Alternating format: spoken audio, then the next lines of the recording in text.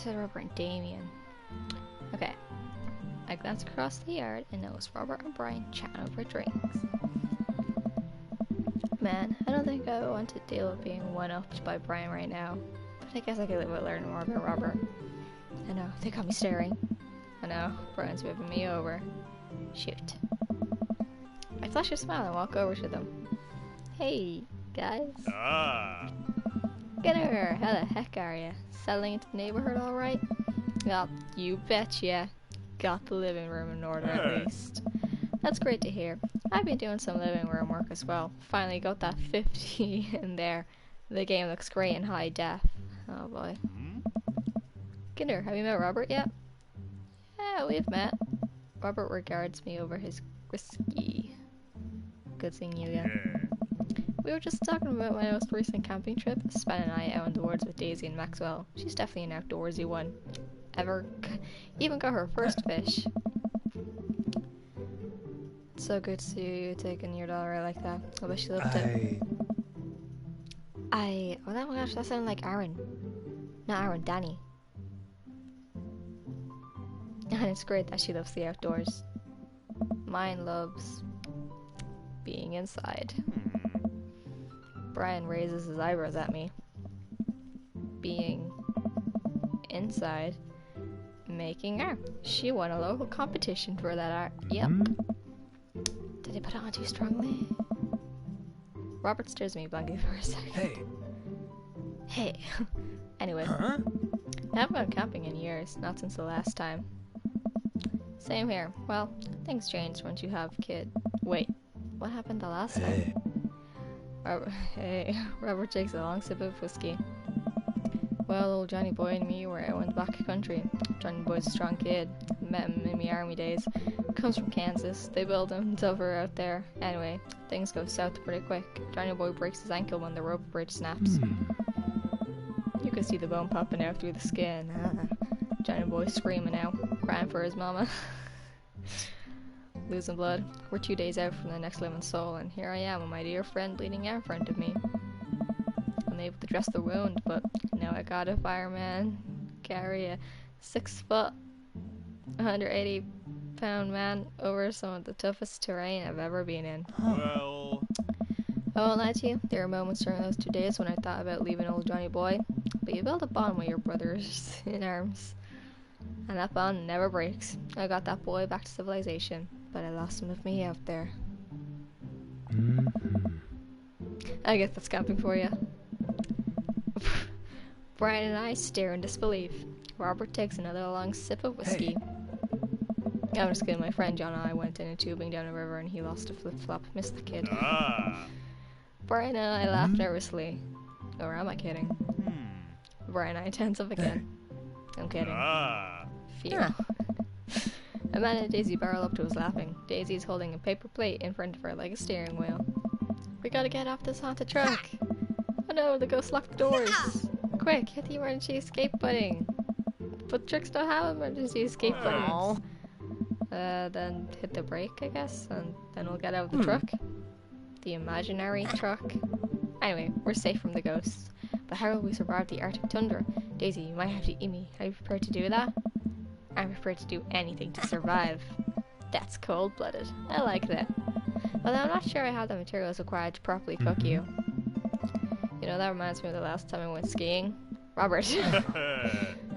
Wait a second, are you guys playing long-haul ice road paranormal ghost trickers? Yeah. Amanda and I love that show. It's the best. It's the best, especially that episode where Callum hides Flint's keys and Flint retaliates by breaking an ancient cursed urn and sending the sparrow after him. Yeah, it's such quality reality television. I don't watch a whole lot of television, but I do enjoy that show. That and war documentaries. Alright, Daisy, I found us a couple of bugs. They're gonna make us a great meal. Lots of protein. Gonna keep us from starving out here in this harsh, icy wasteland. But there's a whole table of food right over there. Daisy, it's a game. We're playing pretend. It's what kids do. Live a little. Amanda gives Daisy a handful of gummy worms from the snack table. They eat them with mock disgust. Let's go find kindling for a fire. Yeah. Okay. But not an actual fire. Because we're playing pretend? Alright. Now you're getting it. Daisy and Amanda run off. What a cute couple of kids. Isn't that cute? Aren't they adorable? Oh, they're so adorable. They very cute, adorable. Thanks, Stuart. Thanks, bro. Man, I've never seen her get along with anyone so quickly. I guess the manager sort of has a way with kids. She'll be a perfect mother. That's kind of amazing. Daisy doesn't really get along with kids her age. It's nice that he's not trying to one-up me this time. Maybe we can have a regular friendship after all. Really? She just kind of keeps to herself. Her teacher says she spends every recess in the library. I think the other kids are intimidated by her intelligence. There it is. I wouldn't worry about it too much. Thanks, Stuart.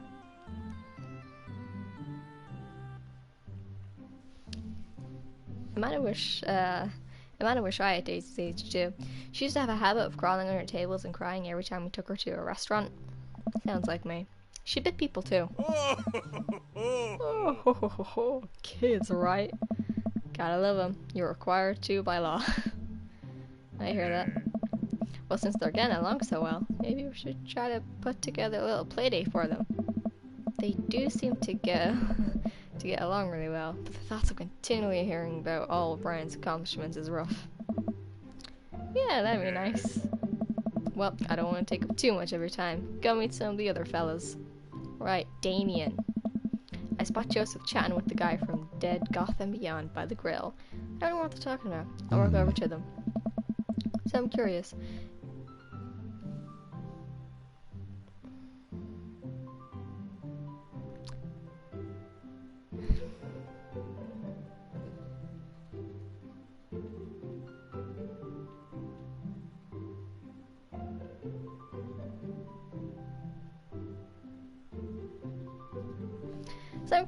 Can you walk me through why you had your house painted black?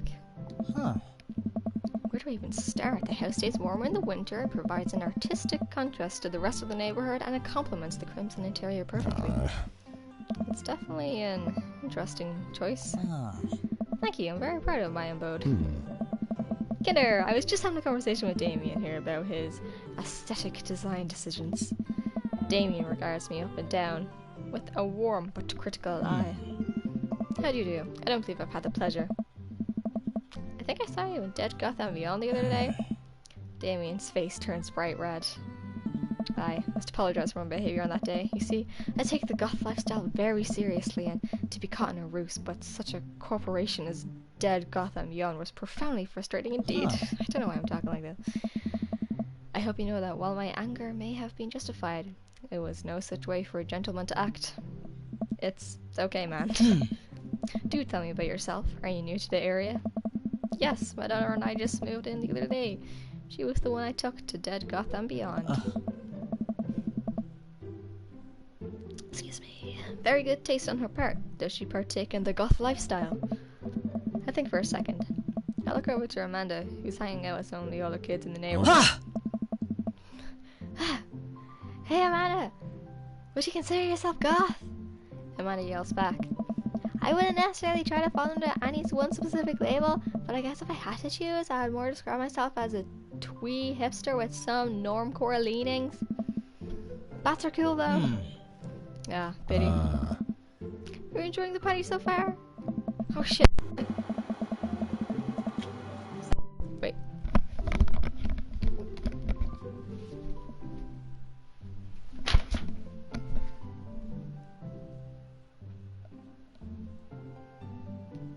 It's freaking Joseph.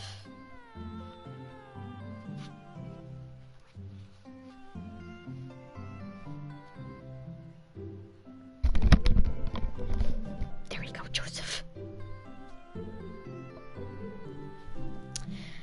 Oh, definitely. Thanks so much for putting this on. It's nice to be in a cul-de-sac where everyone is so friendly and welcoming. Hey. Amanda walks up to the conversation. I also like The Lost Boys a lot. Really good movie. Does that count as goth? That it would, my dear. I don't believe you've had the pleasure of meeting Damien Blood March at your service.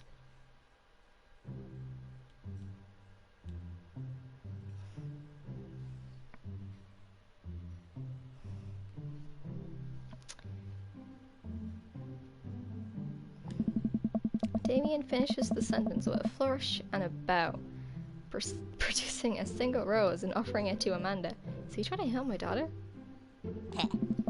Amanda blushes and returns the gesture with a curtsy. Are they hitting it off? My, do you know how to treat a lady? Are they flirting? Hello, Amanda.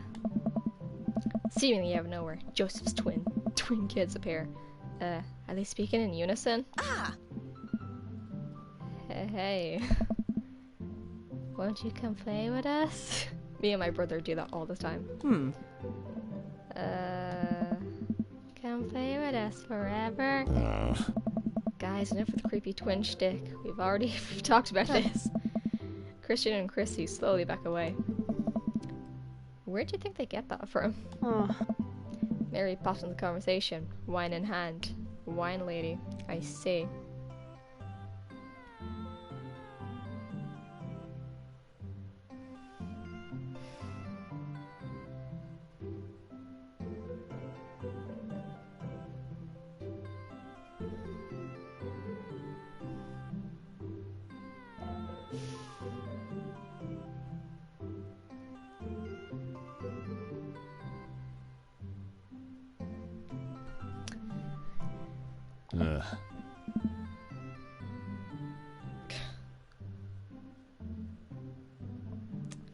I don't know. Mary takes a long sip of the wine. I think I might have taped over a VeggieTales VHS with The Shining. Who knows? She takes another long sip of her wine. Where's Crush? Come on. Come on. Wasn't he with you? You had him a moment ago. He's probably stuffing dirt in his mouth. He'll be alright. Tellers are pretty resilient. Mary tips her glass to me. Ain't my first time to the rodeo. It's my fourth. Give it a rest, buddy. Ugh. I have squeezed 4 little sweetheart. Would you do me a favor and please find Krish? That would be great. I'm sure he's fine. Mary. Okay, jeez. Oh, I think I witnessed a bit of a domestic there. Mary finishes her wine and wanders off. Oh, that's the kid that was from the school. Dad, can we go now? Ah, Lucian, have I introduced you to Kinder yet? You're his... You know, it actually kind of makes sense. Yeah, that kind of does make sense. But no. Hey, it's that punk from Amanda's school. I remember you. Whatever. It's no way for a young man to speak to his elders. Be polite. Lucian bows. Whatever. Sir. Lucian bows again. Mr. Christiansen. May I have a veggie burger, sir? Coming right up, bud. Are you vegetarian? Yep. Make that 2 veggie burgers. Did you know that some people in the Victorian era were vegetarians? They described carnivorous type people as bloodlappers. Dad. Yeah. That's really interesting, Damien. Joseph turns to the grill. Just a hint. Oh wait, no, that doesn't look like an anchor though. That looks like a hole. That looks like a just a hint of a tattoo peeks out from underneath his sleeve. I can't believe I didn't notice before. It looks like the bottom of an anchor. Whoa, is that a tattoo? Hey. Oh, Joseph's. Sorry. She thought they meant Lucian now. She's like, no, that's a 666 tattoo. Yep, I wasn't always a youth pastor, you know. That's so cool. Want to see mine? What? Lucian pulls back his pull around. Yeah, see? 666. I can see it. Some rubber bracelets revealing a lopsided 666 in black ink. My buddy gave me a stick and poke tattoo last week. I think it's healing up pretty good. Lucian. We'll talk about this later. That's pretty cool. What's the significance of the tattoo? I don't know. Just thought it looked sick. Oh. Well, in my opinion, the only reason you want to get a tattoo is because you want one. Careful though, that number carries weight. Man, Joseph is a way cooler youth pastor than I thought. I just figured the youth pastors popped out of the womb with a Bible. I wonder what he did before preaching. And without further ado, let's work some magic! Joseph closes his eyes, takes a deep breath, and gets to work with the greatest of ease. He sets patties on the grill, flourishing as he flips his spatula in the air. It's easily some of the best grill work I've ever seen. You guys think that this is my first time in front of a grill? He's working faster now, effortlessly tossing cheese onto patties and perfectly grilling onions on the side. One after another, dads take notice and crowd around Joseph to admire his masterful technique.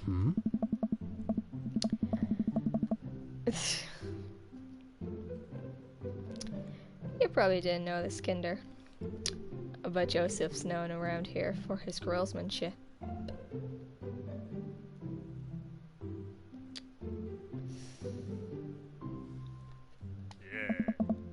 He's unbelievable. Oh my god.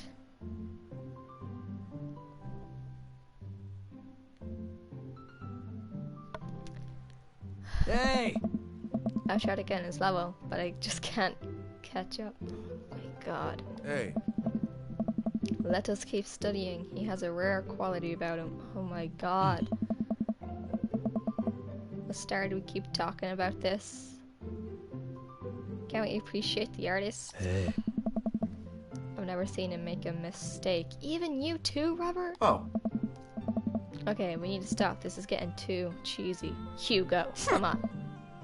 Please stop. All the children at the party boo the glorious display of puns in unison. Nice. Alright guys, food's ready. Please form an orderly barbecue. Oh my god. Amanda groans. We all grab our food and hang out enjoying perfectly cooked cheeseburgers.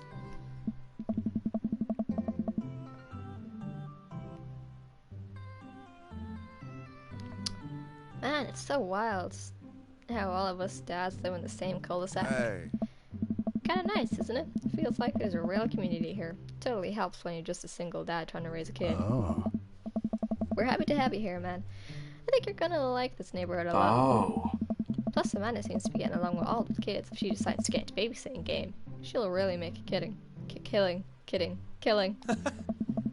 Hey, why don't you add all of us on Dad Book? Dad Book? Yeah, it's a great social network for dads to keep in touch with each other. We're all on it, so if you ever need to reach out to anyone, that's the simplest way to do it. Sorry, I'm just an old-fashioned dad. Social media goes over my head sometimes. Don't worry, pups. I'll help you figure it out. The rest of the BBQ goes smoothly. We all trade stories and drink beer as our kids play on the lawn. Amanda breaks up a fight between Carmencita and those weird twins. I think they wanted her soul.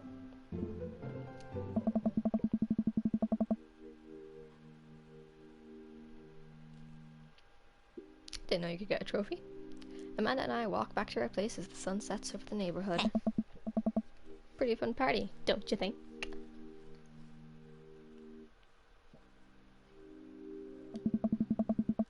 I'm gonna get LinkedIn notifications out of this. I just know it. You don't think it's nice that people want to connect with you?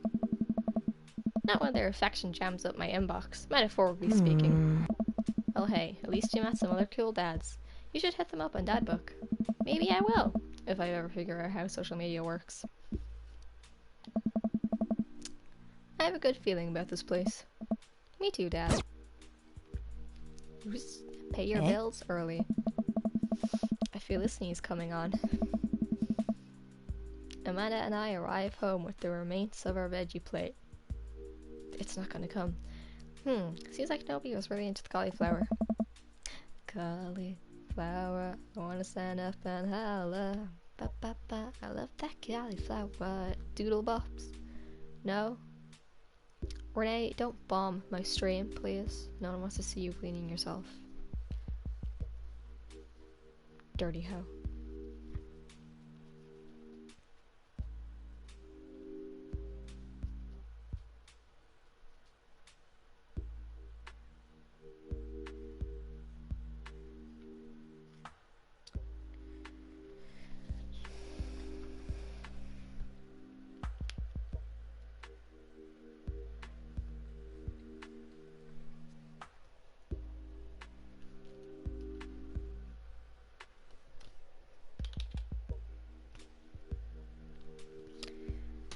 Any big plans for this evening? Actually, yeah, I'm going out with some friends. Oh. Is that okay? Of course, just keep me posted and be home before midnight. You got it. And be careful. I will. Make good choices. Of course. And call me if you need anything. Dad, you're not going to do the thing where you wait silently for me to come home in the living room with all the lights off, are you? What? No, I've never done that and I never will do that. Okay, do you have plans tonight?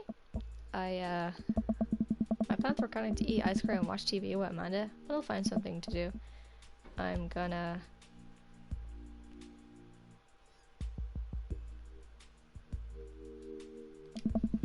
Kiddo, I am tapped out. But the sun hasn't even gone down yet.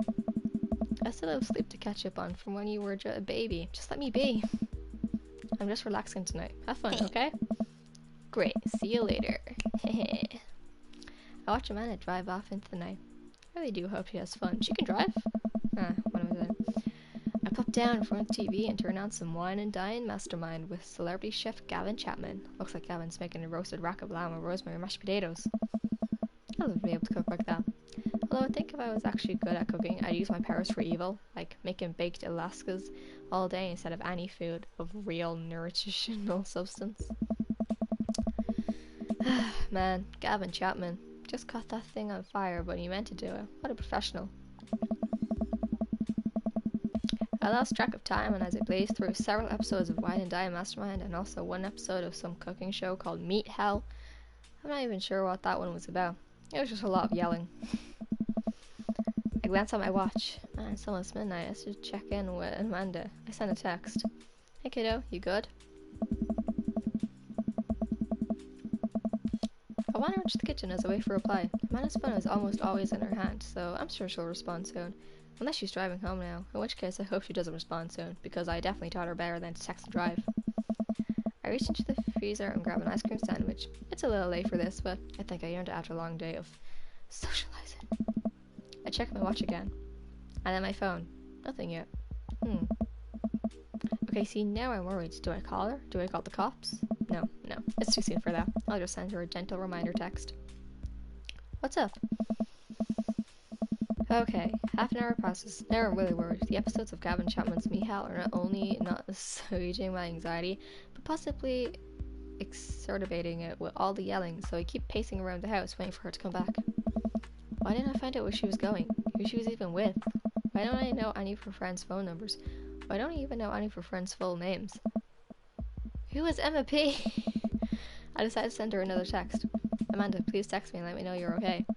I can't help but think of all the awful things that could have happened to her. Oh, thank God, it's her. Amanda opens the door and shuffles in. Finally, she's back home. I'm glad she's okay. Sup? Sweetie, thank God you're safe. Yep. But now that I know she's okay, I'm really mad. Why didn't you answer my texts? Amanda pulls her phone out of her pocket. Oh, whoops. Guess I didn't see those. She asked her to walk to her room. Amanda Ann. Whoa, we're pulling out the middle name now? Amanda, you came home an hour and a half.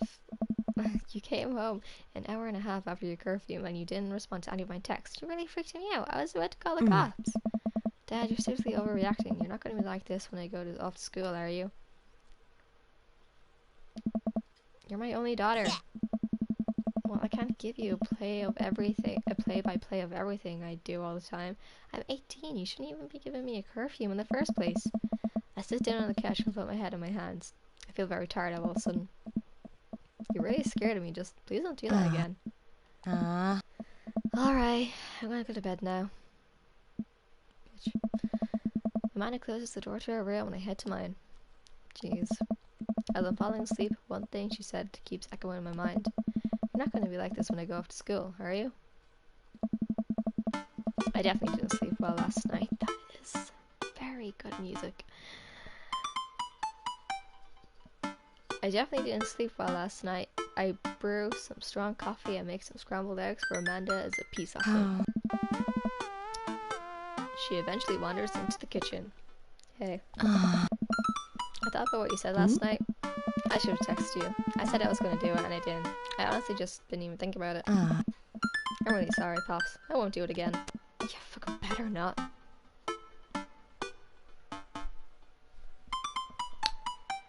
Well...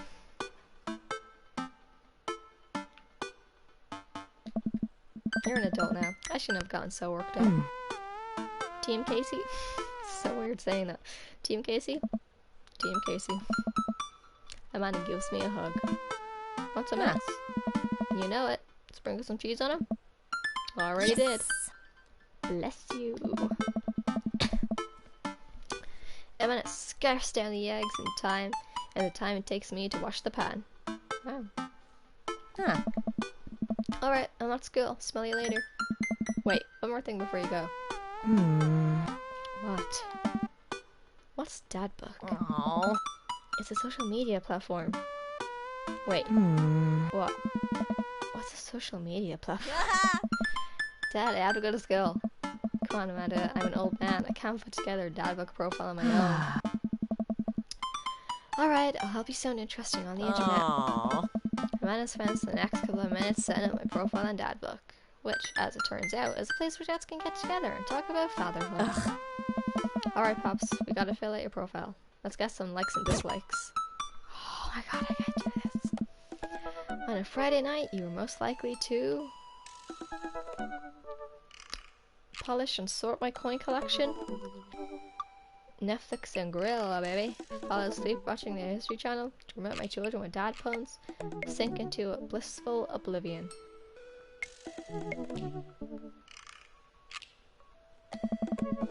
Netflix and grill.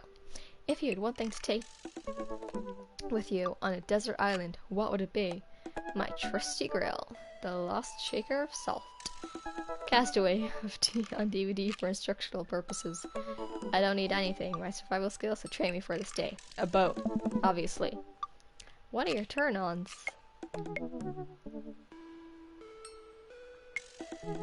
Wow.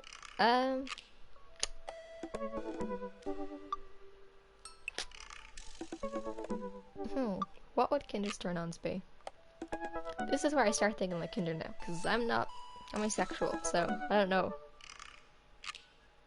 Oh god, if I had to think of something Kinder would like.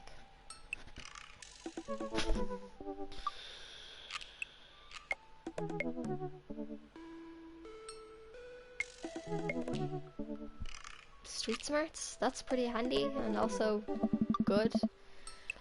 What did you want to be when you grew up? Technical writer for manuals and instructionals. Salty boat captain. Pro skater who is also an astronaut. A good father. The president of space. Good father. What's your favorite movie genre? War documentaries.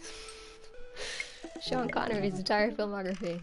Anything on Laserdisc. Romantic comedies. Whatever will make me cry. All the comedies that haven't aged well. Romantic comedies. What's your ideal date? Napping together, doing a 1,000-piece puzzle together, eating a healthy dinner at 4 PM, trying to geocache but getting hopelessly lost, arson, being emotionally vulnerable. Napping together. What you never leave home without? A sensible cardigan. My sick vape. A book of words jumbles on a pen. A cool knife. My cripplingly low self-esteem. I frequently forget my phones, and while at home sometimes. I spend a lot of time thinking about death. Conspiracy theories, how proud I am of my child, potential ends of the world, if I'll ever be able to love myself as much as I love my grill, when can I get my next cup of coffee? Profile complete. See, that wasn't so bad. Yeah, that was actually kind of fun. I could totally spend all day on here, just looking at people's profiles.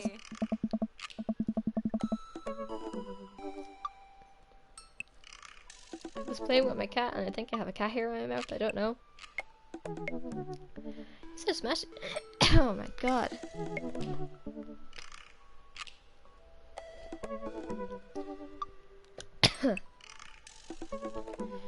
You should message one of them. Or more than one of them. All of these dads seem pretty interesting.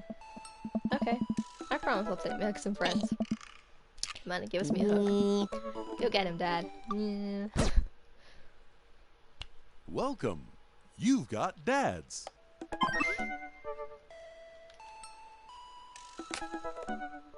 Hi, Kinder. It's me, your dear old friend from way back in the day, Dad Manda. I'm delighted to see you signed up for Dadbook. They recently added this exciting new messenger service, so you may find yourself receiving messages from other dads, like myself. Take care not to miss them. Amanda, is that you? What are you doing on Dadbook? Why, Kinder, I never. We've known each other since business school. How could you possibly confuse me for your amazing and talented and easy to buy things for daughter? Though I am, of course, flattered. You should buy more, Amanda, more things. Amanda, you know I didn't go to business school. I barely even managed to get my degree. Wait, no. Wow. I didn't say that. You never heard that. This is gold. I was a great student, I swear. I graduated at the top of my class because I worked hard and ate all my vegetables. Totally holding on to this for later. Wait, do you even remember what I majored in? I declined to comment. Cool.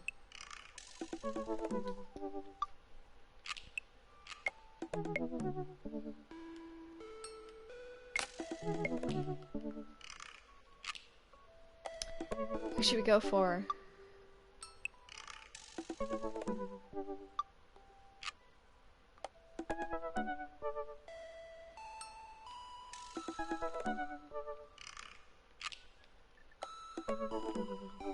Let's go with somewhere familiar. Oh, we can look at their messages. Oh my god, messages, we can look at their...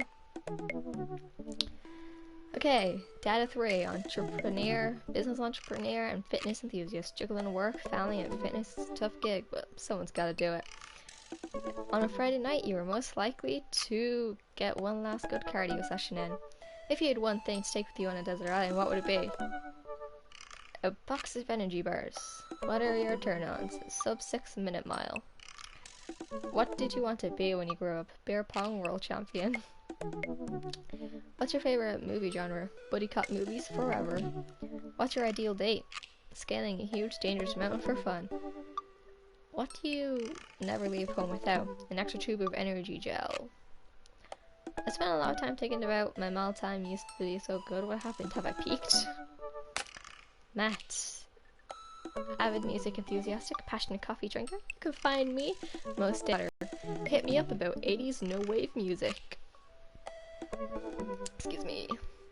On a Friday night, you are most likely to perfect my cold brew setup, one drip at a time, baby. If you had one thing to take with you on a desert island, what would it be? Fine tunes, pass the days away. What are your turn-ons? Multi-instrumentalism. What did you want to be when you grew up? A barista, weirdly enough. What's your favorite movie genre? Shit with subtitles. What's your ideal day? We go to an animal shelter and seriously consider adopting a cat.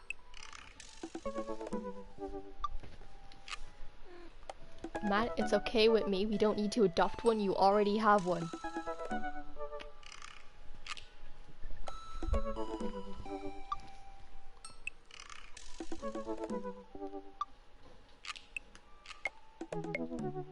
My cat loves me, I swear. What you never leave home without? My headphones, both in ear and over ear, just in case. I spent a lot of time thinking about where did writing commas into song titles come from and where did it go? Did we all just agree that's a bad idea? Brian. What about you? Hey, I'm Brian. spend most of my days hanging with my awesome daughter and thinking up new ways to grill things. If you like fishing, then we'll get along. Okay. On a Friday night, you are most likely to see just how slowly I can cook a piece of brisket.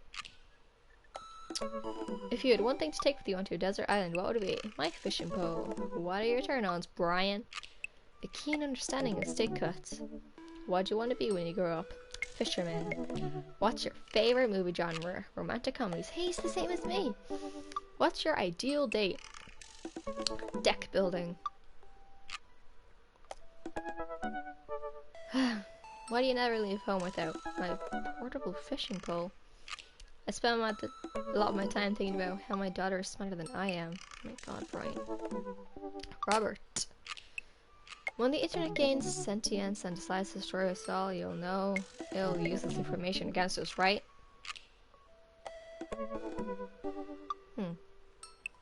On a Friday night, you're most likely to make a deal in the alleyway.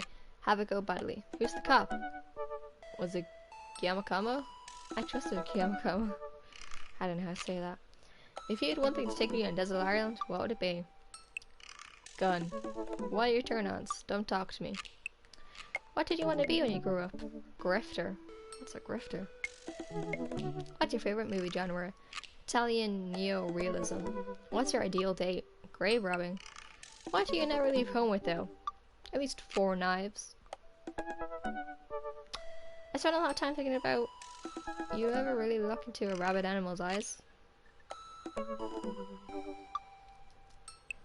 Robert, you are a weird man. Damien. How do you do? I finally decided to join this information superhighway. I'm not entirely sure how this works, but I will try my best to understand. I love strolls through graveyards and spending time with my son.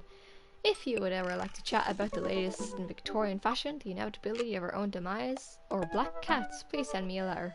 On a Friday night, you're most likely to listen to true crime podcasts while I taxidermy my newest specimens. I don't know. If you had to take one thing with you onto a desert island, what would it be? A coffin. What are your turn-ons? Pronouncing bosom correctly. Okay. What did you want to be when you grew up? A bat. Yeah, are you sure you're not a vampire?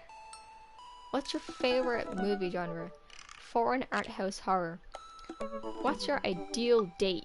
It's night, we are at an industrial dark wave club in Berlin.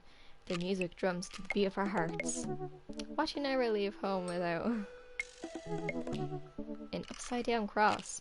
Antichrist. I spent a lot of time thinking about mortality salents. Middle school teacher, high school teacher, writer of scholarly articles on 18th century literature for various esteemed publications. If you're on here to tell me that my son put a cherry bomb in your trash, I know, and I'm sorry. Oh. On a Friday night, you're most likely to brew some strong tea and paint my miniatures. If you had to take one thing with you onto a desert island, what would it be? A remembrance of things passed by Marcel Proust. What are your turn-ons? Muscles. What did you do? What did you want to be when you grew up? Movie star. What's your favorite movie genre? Documentaries and art history. What's your ideal date? Each of us read a different book on opposite sides of the couch in comfortable silence. What do you never leave home without? My glasses. Actually, I forget them at home a lot. I spend a lot of time thinking about. I worry that people who are against e-readers are more in love with the idea of books than actually reading them. And Joseph. Voted Maple Bay's #1 youth minister for 5 years running. Living in Hopetown with my beautiful wife and our 4 amazing kids. If I'm not in church, you can catch me on the open water setting sail on the seas of adventure. I love playing guitar and crushing out my kids at Candyland. On a Friday night, you're most likely to lead the community in a fun mixer. If you had to take one thing to Desert Island, what would it be? My 6th string.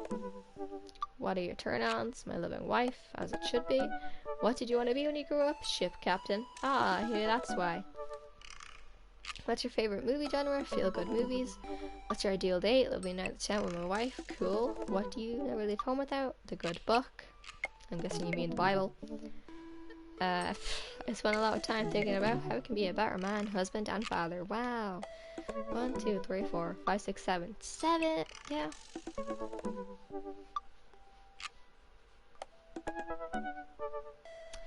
Seven people to choose from.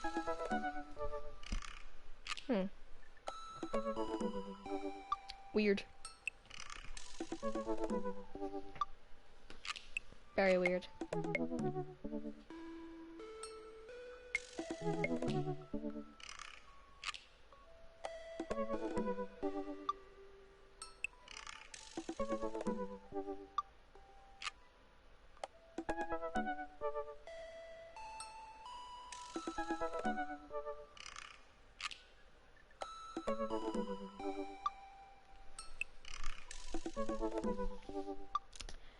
I think we should go for an old friend. Craig, I know you. I shall message you first. Oh, that's just back. Okay. Eat plenty of carbs the night before a big game. Tip 48.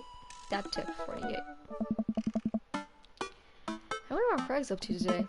I navigate to Craig's stat book page and type out a message. Hey bro, or should I say neighbor, let's catch up like old times. A couple of moments passed before I hear a ding on the computer. It's a message from Craig. That was quick. Bro, my man, let's definitely hang out soon. Maybe be a little different from our old weekend long benders, but it'll still be fun. I think for a moment. This could be a fun opportunity to see my old buddy in his new element. We exchange a couple more messages and he logs off to prep for the game. I should see if Amanda wants to join me. I'll walk over to Amanda's room and knock on the door. Yo, Amanda Panda. Huh.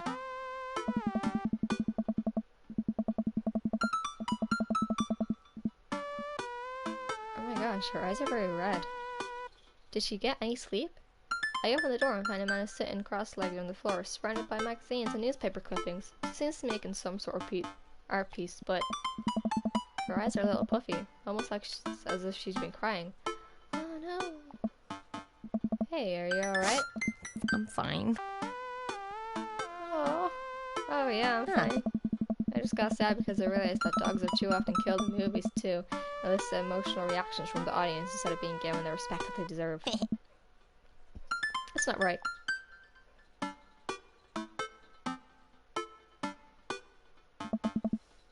Why are you lying to me? I'm not? I'm perfectly fine. Alright. I don't believe her, but I'll let it go for now. What you working on? Just a collage for class. We're supposed to make a piece that represents our goals for the future. I took a closer look at our collage. That's a lot of dogs. It's mostly dogs, yeah. Did you need something? Craig invited us to a softball game. Wanna go? Remember that one time you signed me up for softball and you bought me all the gear and then you took me to the first game and then someone hit a ball toward me and I just ran off the field crying? And then you hid in the dugout. I would scream if I tried to pick you up. Yes. I was afraid of baseballs. I thought you were a gigantic Sensen softball. Does that mean you don't want to go? Amanda gets up and looks me dead in the eye, determined. Aww. I'm finally ready to face my fears head on. Let's do this. Yes, Amanda. Yes. Do it. Home inning guests. Amanda and I make the short drive out to the local softball field for a kids' softball game. It's pretty packed. We clamber up the bleachers and take our seats on the top row. I don't see Craig anywhere. So when did the kids start crying and running off the field? You know that your relationship with softball is different from everyone else's relationship with softball, right? Okay, but if I don't see some kids crying, I'm going to be pretty disappointed. For nostalgic purposes, of course, not because I take joy out of children fighting for my amusement. Definitely not that. Oh, there he is, Craig. The game starts and the kids run onto the field. I see Craig by the dugout with a clipboard. He has river strapped to his chest as per usual. There's a guy in a pancake costume doing jumping jacks across the field. I guess that's the mascot. Reading the kids' brightly coloured jerseys, I see that it's Maple Bay Flapjacks against the Pinewood Ocelots. Go Flapjacks? Oh, man. Chuck up on the bat, Miranda. Yeah, Miranda, square up. How much do you know about softball?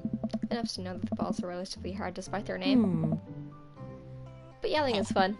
Give it a shot. It's cathartic.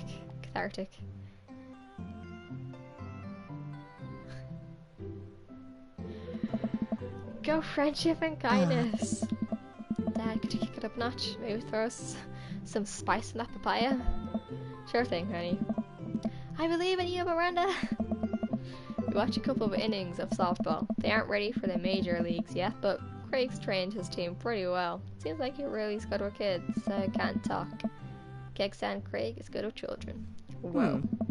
It's amazing how hard they're hitting the ball and how no one has to run off the field crying yet. Amanda dear, you have to let it go. Let go. I'm perfectly fine. The opposing team is up a bat. They hit a fly ball out into the center field.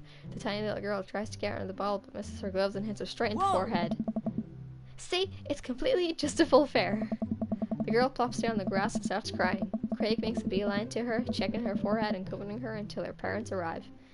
He carries her off of the field as she sobs.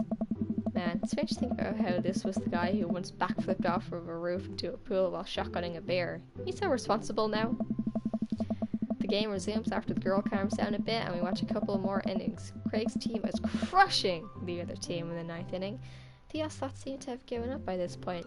I see one outfielder eating fists full of glass. A batter on the other team knocks a foul ball into the stands. I follow the trajectory and... oh no, it's coming right for me. Oh no. Oh no.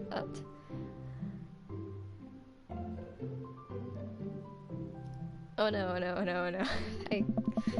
Oh god, that took me a minute. I close my eyes and brace for impact. I open my eyes and look over to see Amanda holding the softball, staring at it in amazement. I caught the ball. You saved me. I got the ball! Dad, I got the ball! You did it, Amanda! I faced my fears. I defeated the softball. I can do anything!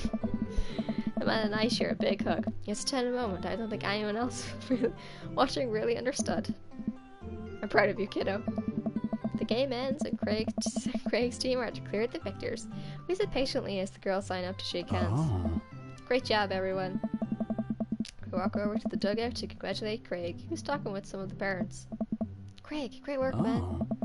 Thanks. We've been working hard all season, and it's great to see it paying off. I'm so proud of all my girls. Excuse me, speaking of which, have you met Briar and Hazel? Aw, aren't they precious? Look at them. They kind of look like Craig, I don't know. Hello.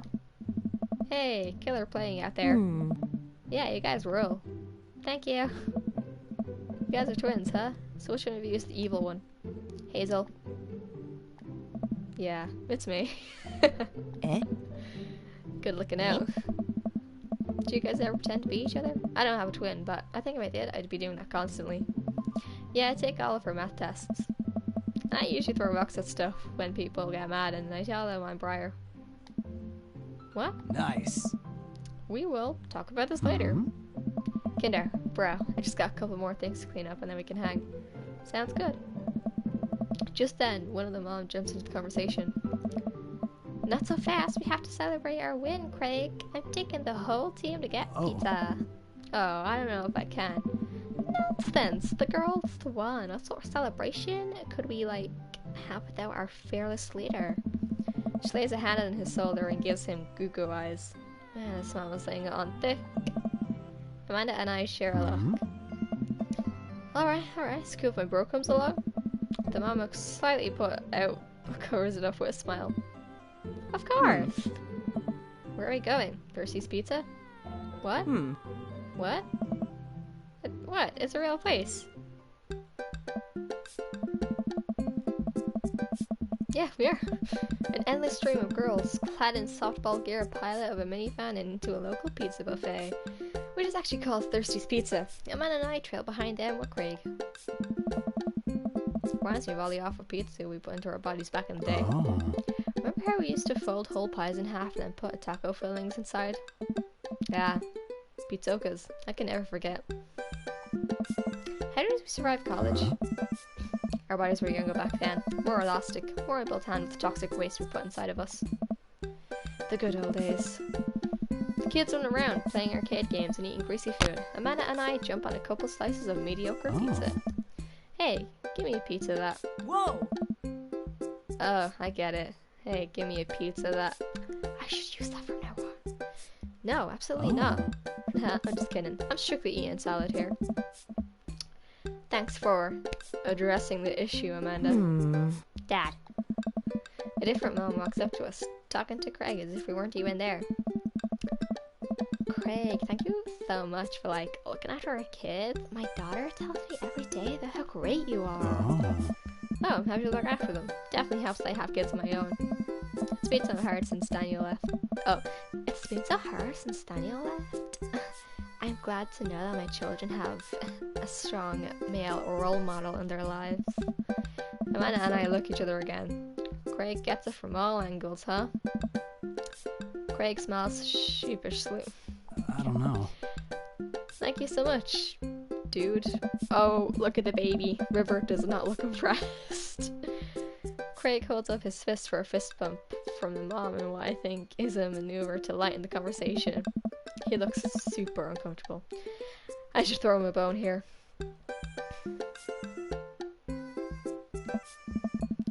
Alright, we're going back to my wingman days. I gotta run the block and play. So, Mather, I must get lonely without Daniel. You know, I also happen to be an eligible single father. I waggle my eyebrows, Heather. Pass.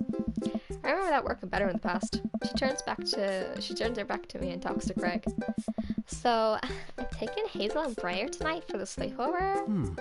Yep, they're pretty excited about it. They'll keep them out of trouble, right?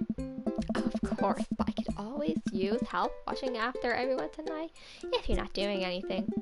Wow, this lady is really going for the gold. Bro. Yeah, it'd actually be nice to have a night to myself and River, but thanks for the invite. Martha, you might want to grab your child. She's stuffing pizza into a coin slot. Martha angrily turns her attention towards her daughter. Tiffany, not another arcade machine. I swear if you have to buy it.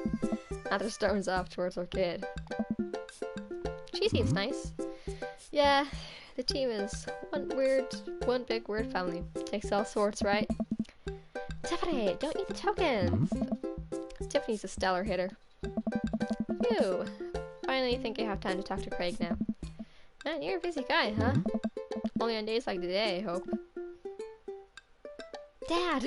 Oh. Hi, girls. Dad, can you help us be a recorder on DDR, aka Dance Dance Revolution? We told Ariana said that you could destroy him on the dance mat. Please help. Hi. Girls, you know I don't have my jukes anymore. But Dad... Craig looks at me like a hurt puppy. Sorry, dudes. Duty calls. I promise we'll catch up in a bit. It's all good, buddy. Damn, I'm not getting a chance with him. Craig runs off with his daughters and I'm left alone with mine. Man, I was really hoping to hang with Craig more today, but it seems like he's getting dragged into every direction. Oh, he seems like he's getting dragged in every direction. It definitely wasn't like this in college. I feel like we might be a third wheel here. There's worse places than an arcade to be left to your own devices. You're right, when I drop some coin on pinball, you know it. Amanda and I pull up to a machine that's feeling pretty hot and get to work. I'm a little rusty, but the pinball wizard within me will never die. I pull out a decent score and I challenge Amanda to top mine. And immediately she gets a multi-ball. She looks like she takes after her father. You're pretty good. Aww. Don't patronize me. Hey, just trying to pay a compliment. Amanda shushes me. She's in her zen zone. Shh. She fights valiantly, racking up points by the millions. She's this close to beating my score, but I feel honored just being able to watch. You're friends with Craig, right? Janet from Oyer walks up while he's on the pinball machine. Yeah, we went to college together. Please don't lean on my thing. Huh, that's so interesting. So, do you know if he's, like, available? Oh, I honestly don't know if I could say. Seriously, you're gonna make a tilt. Because it's just, it seems like so much work to watch after his kids. Don't you think it'd be great if he... Lady, I swear to God. All of a sudden, a buzzer sound and the game was over. Janet made the pinball machine tilt. Oh, I'd hate that. stone harpy. What? I said I have to go over there now and put pizza in my mouth, so I don't say anything that'll hurt your feelings. Amanda. Bro, what's going on? Now's our chance. If we don't get out of here now, we're stuck for the rest of the night. I wrangle Amanda and say some quick goodbyes for Craig. We head out with Pizza Place. Finally, Amanda promises that she'll keep the couch warm for me and heads home. We're alone with Craig. Hope you don't mind me bringing you back here, bro. Not at all, dude. It's all good to finally get you all to myself for a second. River burps. Well, almost all to myself. Oh, she's so cute. Look, she has a little bubble. And look at his little precious little smile. Can I be attracted to like a game character? Is that a thing that happens? Is that a thing? Nah. Hold up. Craig walks over to the trunk of his car and pulls out 2 gloves and a softball. Up for some catch? Sure thing, Dad. This might be less catch and more you throwing the ball and me running after it, but sure.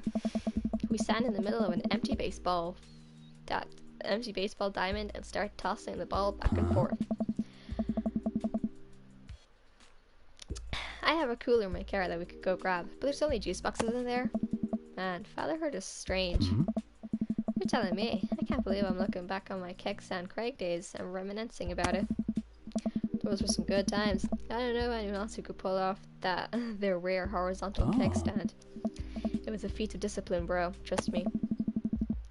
I haven't probably hung out with Craig in so long. I don't even know where to begin. I can't believe your father were free. Neither can I. You know me. I'm an indecisive person.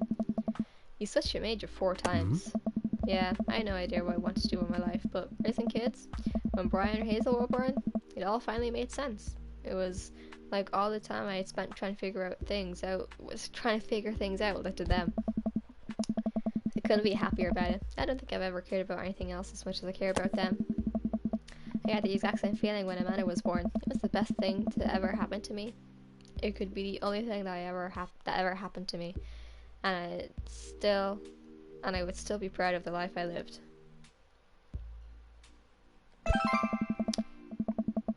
So, softball coach the life you wanted, or was it a life that was thrust upon you? I'll admit that I was hesitant at first. Briar and Hazel had so much energy that we just had to get them into sports, but no one was there to run the team. The more I did it, the more I saw how much it meant to all the girls. I'm worried there'd be a riot if I quit.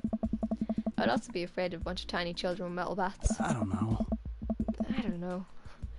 They're quick and they work as a team. I've trained them too well. They'd take you down like a pack of velociraptors on a T-Rex. Exactly. It's nice out here. Quiet. Must be good to get away from the softball moms for a bit. Oh. Christ, Janet. Yeah, that was a lot. Are they always like that? Actually, this wasn't nearly as bad. Like, I'm just so not interested. Well, what are you interested in? Peace and quiet. That's hot. Hot silence. Dude!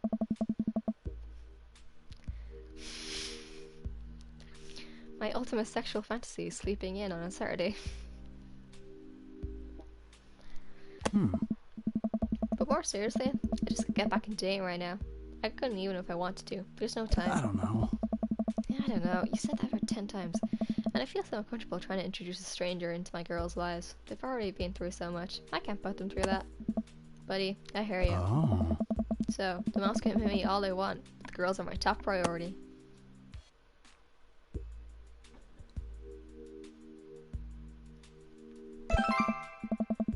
Aww.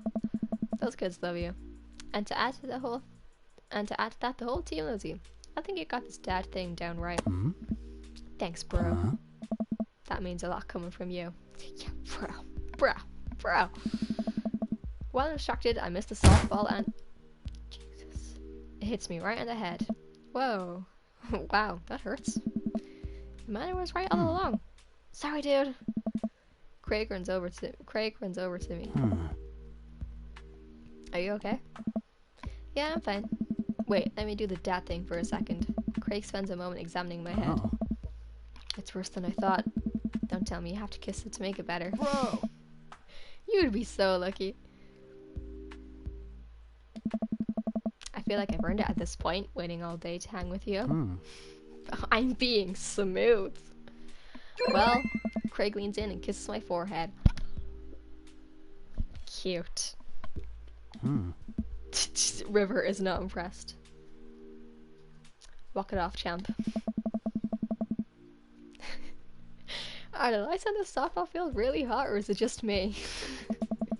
I get up and dust myself off. River yawns. Hey little buddy, you must be getting tired, huh? Oh, she's so cute. I hate to say it, but I should probably head out. Sorry things are so... You get older and life just kind of gets in the way, huh? We start walking back to the parking lot. Hey, remember that one house party we went that got broken up by a helicopter? Dude, how could I forget? You and me hopped over a concrete wall to get away.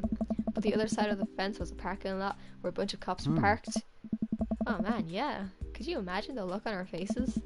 We just walked straight past them like we were out for a stroll. And not knowing that we were at the party, they started joking with us about how big of a bust it was.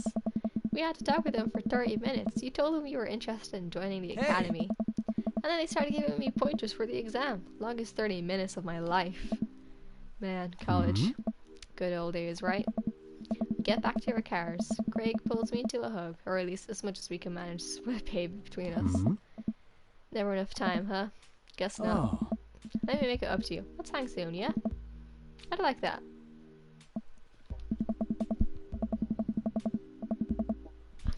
I yawn as I walk through the door. Spot and Amanda hunched over.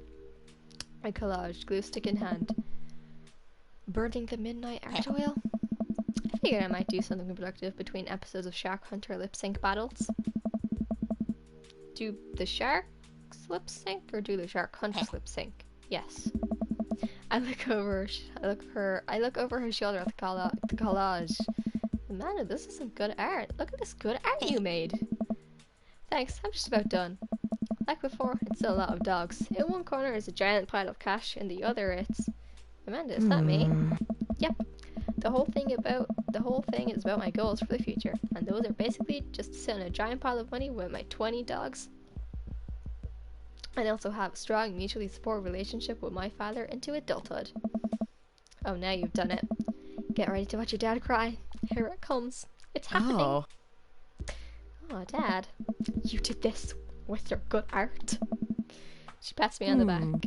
Hey, how was your hang with Craig? I wipe a tear from my eye. It was good. That Craig guy sure is busy. Yeah, dude, the softball life isn't for quitters. Also, I'm very proud of you for facing your fears today. How does it feel? I'm on top of the world, Pops. I should start facing my fears more often. Oh yeah? How about tomorrow we hit some empty parking lots and practice, dare I say, parallel parking? Baby steps, Dad. I'll work my way up to it. Alright, I'm gonna hit the hay. Take care of late night television for me, alright? I'll let them know you said hey. Always bring a war chest. What's a war chest? What is a war chest?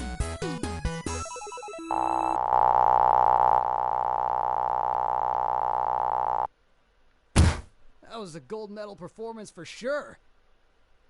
Wait, that sounds like Nate wants to battle. Catch. Marinara. Dude. Proud parent.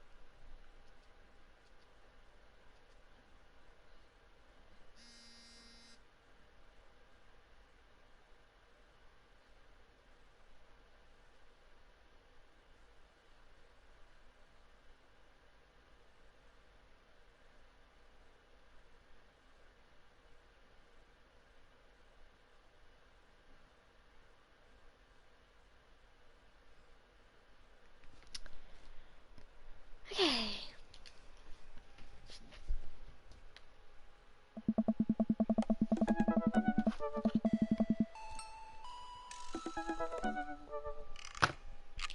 While I'm doing my afternoon word jumbles, I hear the mail truck pull through the cul-de-sac. I wonder if I've got any coupons today.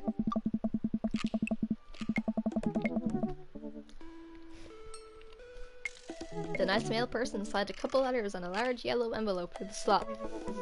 It takes a couple of tries for them to get it in. Hey, my coupons! I take a closer look at the large yellow envelope. I lightly knock on Amanda's door. She probably has headphones on. Amanda? She asks for the door. What? I have something for you. I'm kind of busy right now. Can you come back later? Okay. Just thought you'd want this big envelope we got from HIA. Yes. Immediately, Amanda pushes the door open. Horn Institute for the Arts? I mean, if you're busy, I can come back. Father, please. Yeah, actually, does anyone else do that? Does anyone else call their dad father sometimes? Like, people are like, always joking in movies, just like, who actually informs their, like, relative, like, brother or sister or mother or father? But I do it all the time. Me and my brother do it all the time. I'm just like, mother, calm down. Or like, you don't understand, father. Like, that's what I say. And like, sometimes I'll be like, oh, brother, you're so annoying. I hand her the envelope. She tears it open with her teeth. That's probably bad for your teeth. She doesn't seem to hear me and spits out a piece of envelope. She pulls out a letter and unfolds it. And? The suspense is killing me. This is her dream school. Amanda's face is unreadable. I can't believe this. Oh no. Oh honey, it's okay if you did. I got in. Oh my god, you got in. Oh my gosh, I feel like a parent. Is this supposed to... I'm too young to want a kid. I got in. Amanda tosses the letter aside and gives me a big hug. Oh, that must be an amazing feeling. Congrats, sweetie. That's amazing. I'm so proud of you. Hey. Hey, Renee, stop eyeing my gerbils. Yeah, you. What's wrong?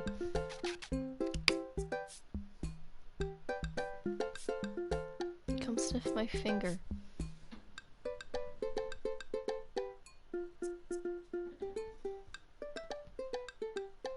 Oh, she being cute right now. Oh, you guys can't see, but she being cute.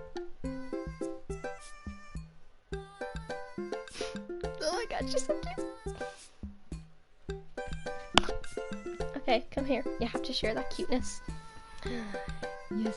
Ow! No, don't fight me.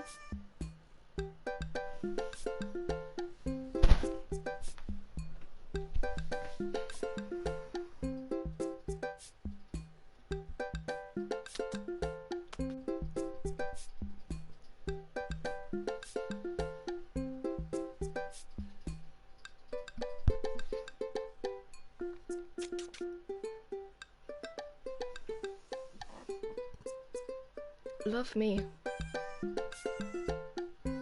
Yes! Love me! She pulls away and looks at the letter again.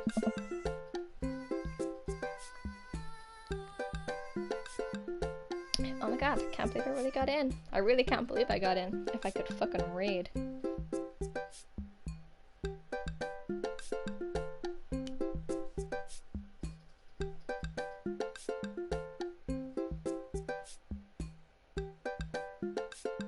Yeah, I don't know why. This game makes me smile a lot. I don't know.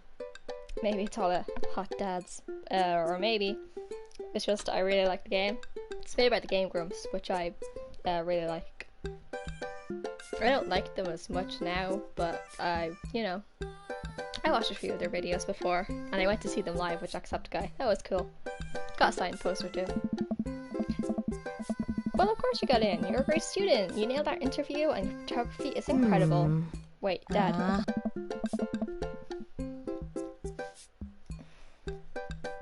have cat hairs all over me now. That's great. See, Renee? I get cat hairs in my mouth because of you. But it's okay, Renee, because I'll still love you. Because that's what a mother does. Okay, Renee? She's cleaning herself. She doesn't care. Yeah. Yeah, you. Yeah, because of you.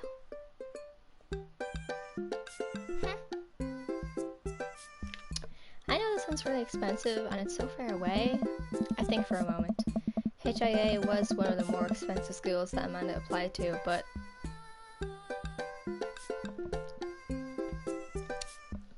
I know she has her heart. She's had her heart set on it for the longest time. It'll be tough, but we're gonna make it work. Really? Of course. Amanda hugs me again. Thanks, Dad. Okay, sweetie, we're celebrating tonight. Dinner. Your choice, wherever you want. Got this. We got this. Wherever?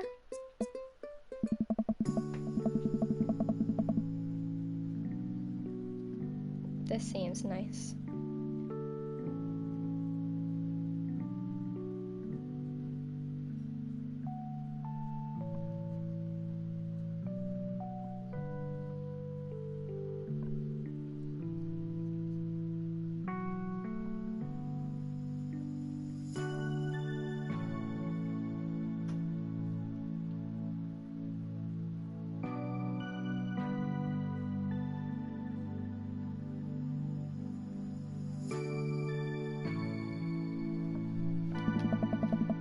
You could have chosen anywhere at Maple Bay. Coast was not a determining factor. Please, Dad, you know my simple gal. Just give me a Rito with a view. Can't say I'm mad. Amanda and I sit in a patch of grass and watch ships sail lazily through the bay. And then the dorms are right near a bunch of cafes, and there are all these galleries nearby, and there's a discount if you bring your student ID. And Amanda, slow down. You're gonna choke on your burrito. I know. I'm just excited. Did I mention that students get their own studio space once they're seniors, and we get all the professional photo editing software for free?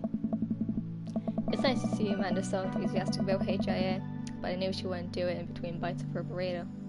Oh, but I wish she wouldn't do it in between bites of her burrito. I thought I taught her to chew with her mouth closed.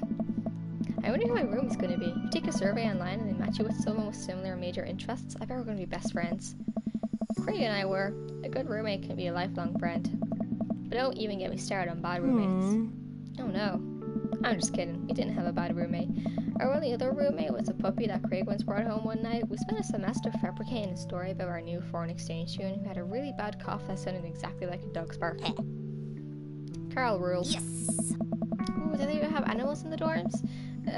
If you get a note saying you need one, I bet I could forge one. I think I could get a rabbit or maybe a snake or maybe both. Would the snake eat a rabbit though? Oh boy, I think I'll leave all that up to you. She's so excited. I don't want to disappoint her, but I need to be real for a second. So, you know I had to talk with Mr. Vega. He didn't tell you about the dumpster fire, did he? What? No. I don't want to put a damper on good news, but I need to knock it out of the park these last few months of school, okay? If you really want to go to Horns, we need that scholarship money. I know you can do it. Okay. I promise I'll try harder. I pat her on the back. Think you can handle a 14-hour drive to come home for the holidays? There's going to be some treacherous ice roads to cross. Her eyes are red again. And don't even get me started on paranormal occurrences. Well, it'll be worth it if I get to see you. My eyes immediately welled up with tears. Oh, Dad, don't cry. Sorry, I'm just very proud of you. You're all grown up now, and you're such a good person, and I hope you know how important you are to me. Dad, stop. You're gonna make me cry too. It's too late, honey. It's happening. Dad, I can't get tears in my burrito. It's gonna make it taste sad. I pull Amanda in for a hug and kiss her on the forehead. Love you, kiddo. Love you too, Pops. If you don't have anything nice to say, don't say anything. You've got dads. Oh, what's this? A delivery? Hi, this is Steven from Dadmazon. I'm out front with your delivery. Oh, okay. Yes, I'll be right down. Wait, no, sorry, I need to put on pants first. I can't find my pants, but I'm wrapped from a waist. Are you cool with that? I can come back tomorrow. No, wait, I'll be right down. I found some sensible capris.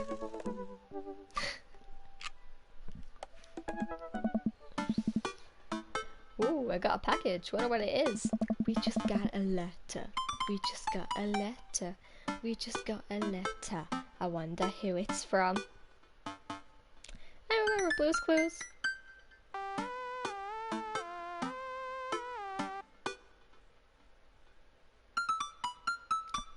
I love it when there's Granddaddy appearances from KHWJ spin-offs. What's KHWJ spin-offs? What? Oh, I bet it's the package of socks I ordered. I opened the box and start pulling out the pack of peanuts. Man, these socks reek.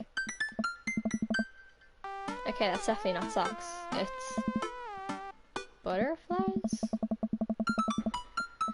Oh boy, I almost don't even want to know what Amanda was planning on doing with these. Hey Amanda, your box of dead butterflies is here. What's up? Are you sacrificing them? What? You ordered butterflies? Right. You can order dead butterflies online? Wait, so these aren't yours? No, but I'm definitely ordering some right now. Okay, I love you. Take a look at the box again. Oh, this is addressed to Damien's house.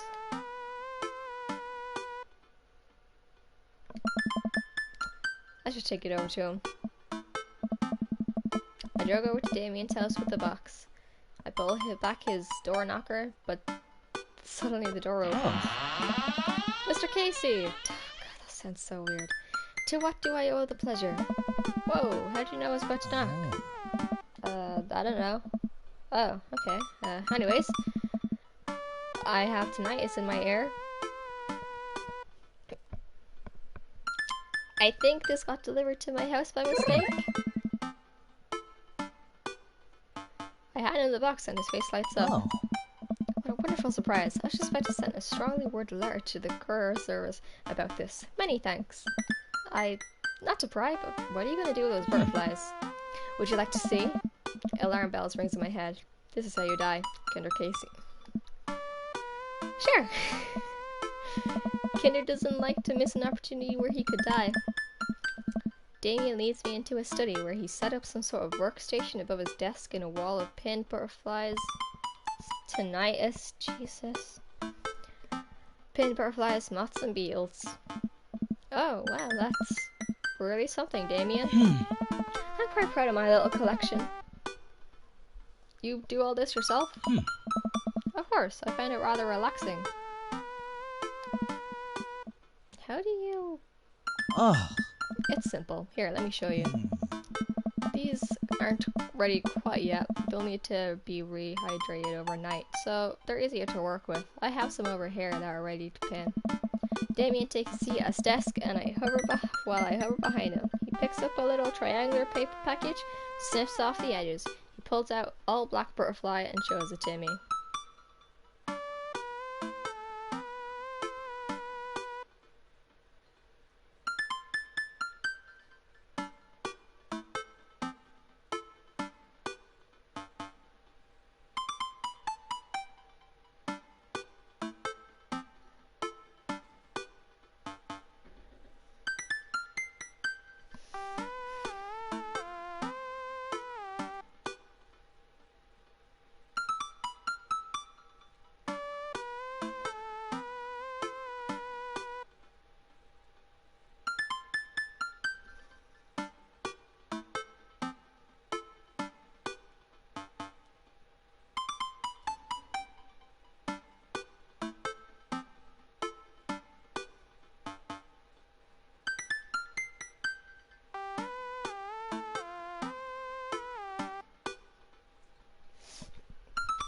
Damien takes a seat at his desk while I hover behind him.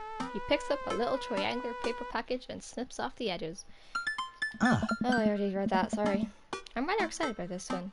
It's a turquoise swallowtail. He gently opens the wings, spreading the butterfly out on the table. The backs of the wings are a gorgeous, iridescent green color. Oh, and the pigment on this one is so nice too. Anyways, pinning a butterfly is actually very simple. It just requires a delicate touch. First, I'll put a pin through the thorax. Damien slides a pin through the middle of the butterfly and places the butterfly on a piece of styrofoam, and he carefully arranges the antenna with forceps and begins placing paper and more pins on and around it. He does this so effortlessly that it's almost hypnotic. I have a frame here that I think this one will look quite pretty in, but I'll need to let it sit for a couple of days until it's ready.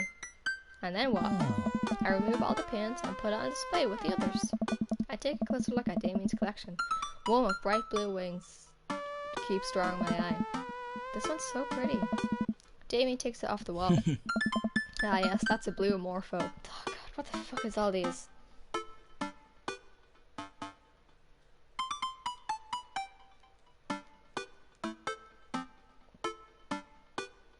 Oh, that is pretty. That's very pretty.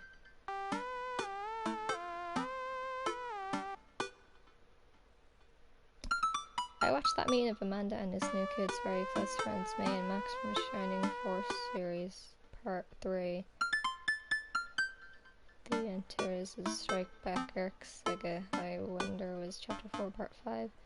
Is courage of the Savior God's forgiveness, but then I would possibly, and is reasonable, some chatting about between Damien wants to ask and about her include fine pages. What?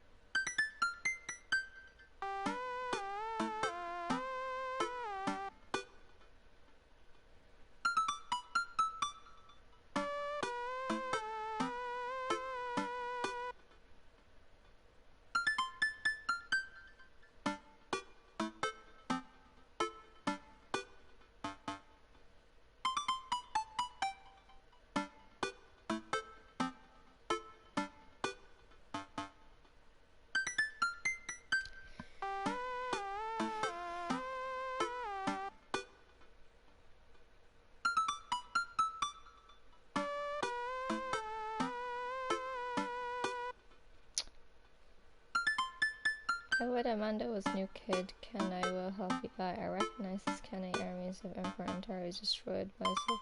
I have no idea what you're talking about.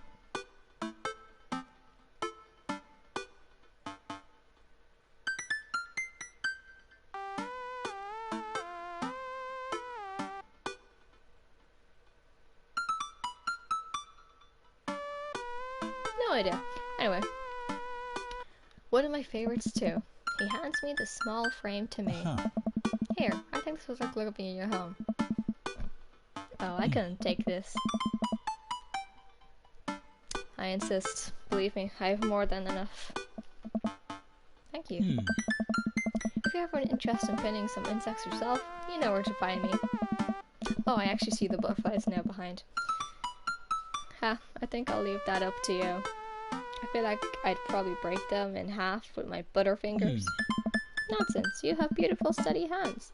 You'd make a fine taxidermist. Am I blushing? Damien walks to me to the door and gives me a warm smile as I leave. Do take care of yourself, Kinder. Thanks for allowing me to share my odd little hobby with you. So you be generous and kind to everyone. Welcome. You've got dads.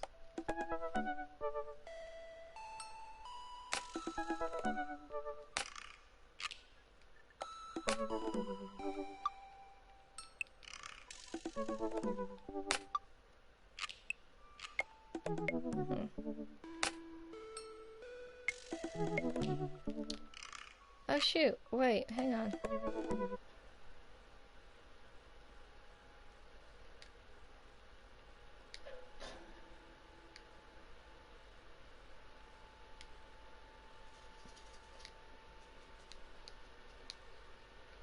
Matt Sella.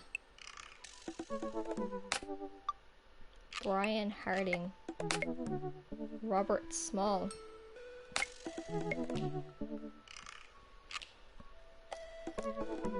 Joseph Christiansen. Christensen? Oh, Hugo Vega. Damien Bloodmarch. Craig Khan. Kinder Khan. Sorry. Okay.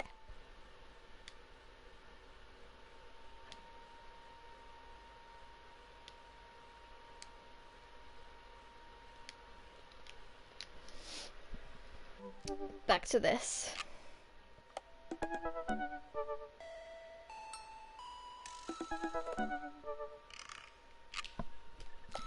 Okay.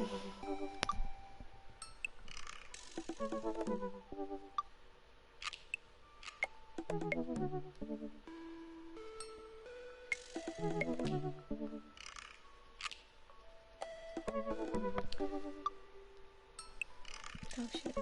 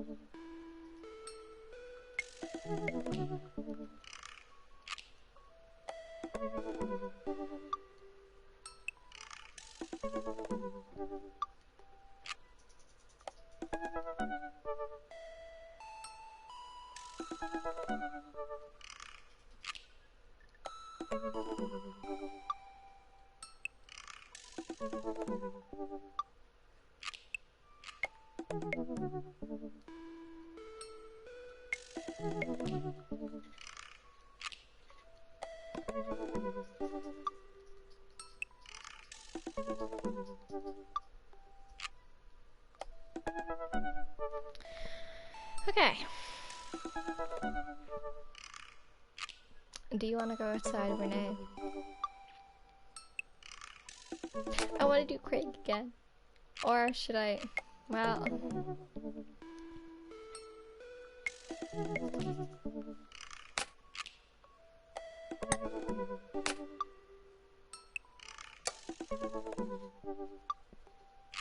Spend less money than you make. But I'm sure that helps.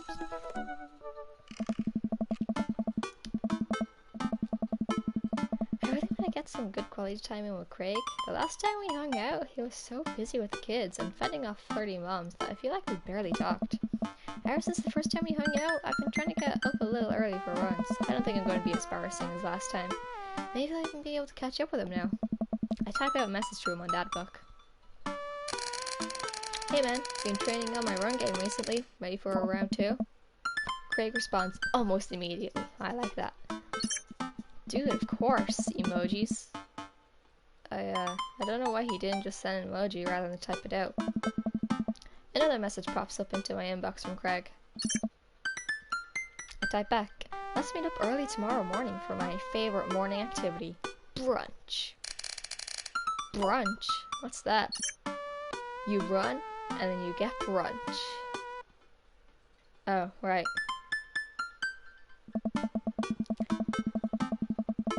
Craig and I agreed to time to meet in the morning, and I have a chance to spend the evening hanging out with Amanda. So, we doing pizza tonight? Again? Can't we do like a salad night? Dad, are you on a healthy kick? Not yet. I formed a committee to examine the possibility of being on a health kick. They haven't returned with their findings. Dad, if you go on a health kick, then I have to go on a health kick by virtue of being under the same roof as you. I don't know if I have the constitution for that.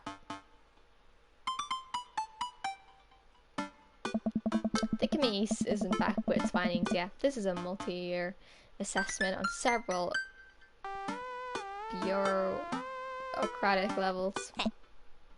Well, Amanda picks up the phone and stares at me, unblinking as she dials. Hi, yes, can I get an extra large pizza with chicken, bacon, extra cheese and tomatoes, and a couple of garlic sauce cups? Amanda, you're going a little north here. Oh, right. Can you maybe throw some leaves on there too or something? Yeah, he's going on a health kick. Yeah, Rico, I know. It's tragic. Amanda listens for a second. Hold on, I'll ask.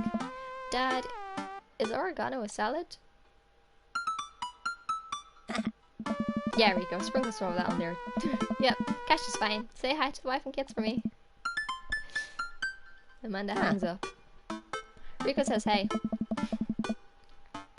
The food gets delivered and we sit on the couch to eat some za. Just be careful. Running is a gateway drug. It's a slippery slope, Dad. First you got a couple light jogs and before you know it, you're converting the garage into a home gym and renewing your subscription to some sort of weekly kombucha delivery service. I just remember Studio C.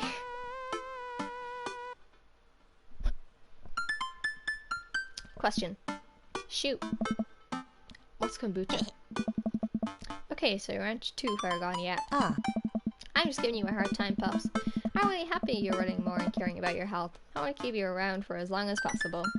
Thanks, kiddo. Speaking of which, I'm running with Craig tomorrow. You gonna be able to keep up with him? Hey. Probably not. We laugh and eat more pizza. And it's probably healthy in the name of carbo loading. I call it a night early so that I'm ready for tomorrow.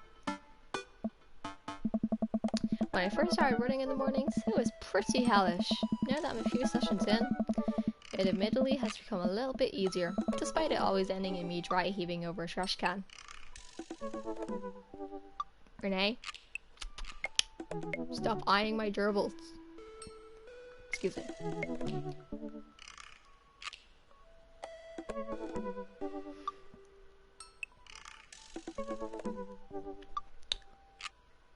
Is that what the runner's high is? Just dry heaving? No, you see, Craig's turn-ons are sleeping until 6. Oh no, wait, that's a sexual fantasy. His turn-ons are 6-mile runs, I think. So, that's the high. I laced up my tennis shoes, throw on a t-shirt from a writer's summit I went to 20 years ago, and head out. That would still fit though? Like 20 years ago? Like, did I not grow? Craig is already outside with a river strapped to his chest. He's dressed head to toe in color-coordinated running gear. Wow, I look like a total schlub next to this guy. Yeah, we're up. Morning, Craig. River gonna be running with us? Best as she can. We're taking it to the limit, aren't we, kiddo? Go. Oh, I know what that means. Greg hands her a stuffed toy, which makes her smile ear to ear. That's Arnold, the capybara. Sometimes it's the only thing that will get her to stop crying. I've been there. Amanda had a stuffed panda that she carried around everywhere. She would have a tantrum if we even tried to wash it. It was gross. So you've been running lately? Every morning, 30 minutes. I'm basically an elite athlete by this point. Ha, well, I'll try and keep up. So, where are we headed? I was thinking we could do a couple laps around the park. Okay, that sounds reasonable. Then we'll do some hill climbs up a slope. Okay, I can probably handle that. And then we'll close it off by doing some wilderness survival hike running to increase our agility. I'm suddenly struck with the overwhelming need to crawl back into bed. That sound okay to you? I used to like to throw in some timed murder sprints in there, but I'll go easy on you since you're a beginner. That sounds like something I am able to physically do. Bro. Great, let's get started. The things I do for Craig. Craig and I finally arrive at the park. A few other lone joggers make their way around the perimeter, and River waves enthusiastically at everyone as we pass. It's a lot more peaceful in the mornings, aside from birds chirping and River gurgling away in the stroller. It's pretty quiet. But she's not in the stroller, she's there. Alright, good warm-up. That was the warm-up? Oh, that reminds me of my sister's friend. Hey! Let's start Bro. the show. But wait. Craig reaches into his bag and tosses me a water bottle. I fumble it, but thankfully don't drop it. Gotta hydrate, bro. I take a long drink from the water bottle and feel reinvigorated. Man, I don't drink enough water. Hey, I look down and pick up Arnold, River's toy, and hand it back to her. Must have dropped this. Thanks for looking out, bro. Hey! You ready?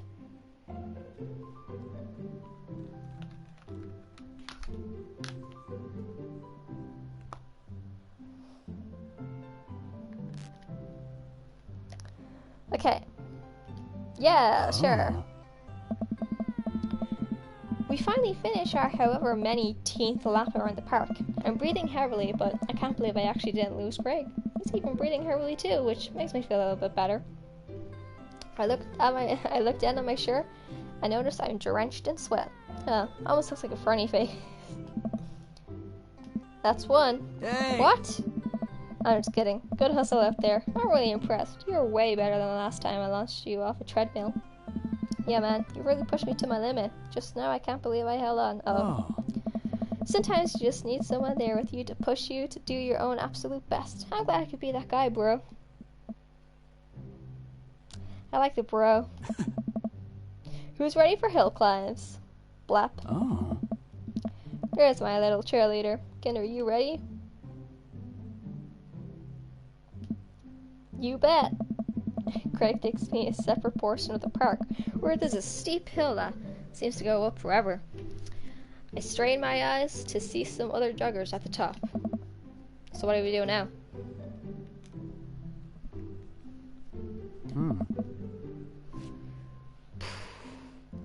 We went up the thing. That looks like a lot. Okay, there's two things you need to know about this hill. One, don't stop running until you get to the top. And two, Craig points to the top of the hill. Nice. That's not the top. Let's do this. Oh. I finally reached the top of the hill after making my way past what I originally thought was the top of the hill. Once there, I hunch over onto my knees and gasp for air. My lungs are like daggers poking my ribs. I can feel my heart in my ears. River, I'm having a moment, please. Oh boy. Craig looks like he's taking a beating as well. Ha, so he is human. Oh. Can put your arms on your head and stretch out your elbows. It'll help you breathe better. It does. It really does.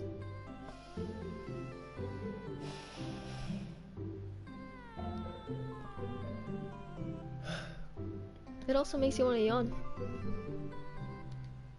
Hello, Renee.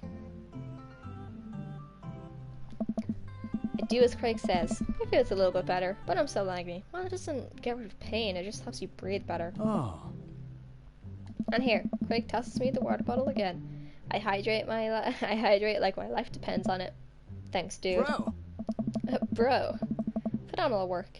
You feel that lightness in your head? That's the runner's high. Oh, that's it. I thought I was just, dying. Want to take it slow for a bit? I would like that very much. As we're catching our breath, River starts crying. Oh no! Oh. What's wrong, sweetie? Do you want to play with Arnold? Craig looks around us. Hey! Oh boy. Man down. I think we lost Arnold. River keeps wailing. Hey!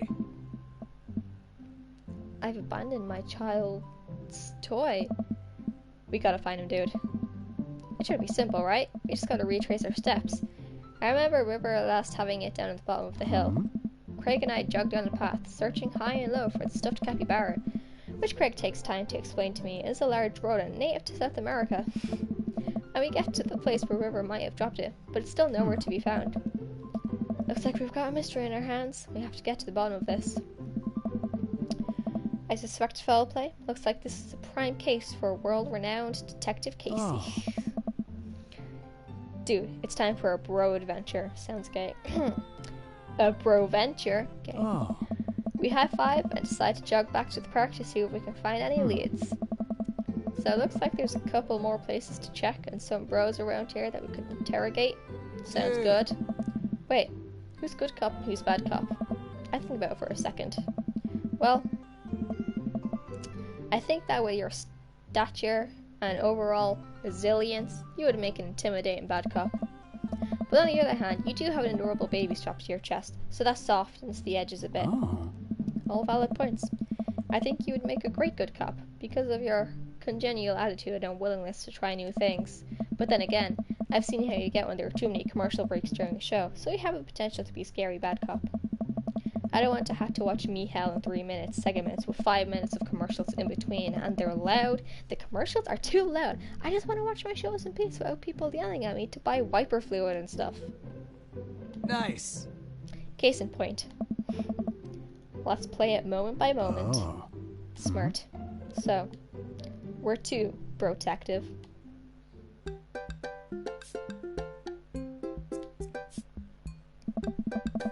We wander out to a grassy field at the centre of the park. There isn't a whole lot to see, but there are a few figures camped out in a blanket. And the grass could hold any number of secrets.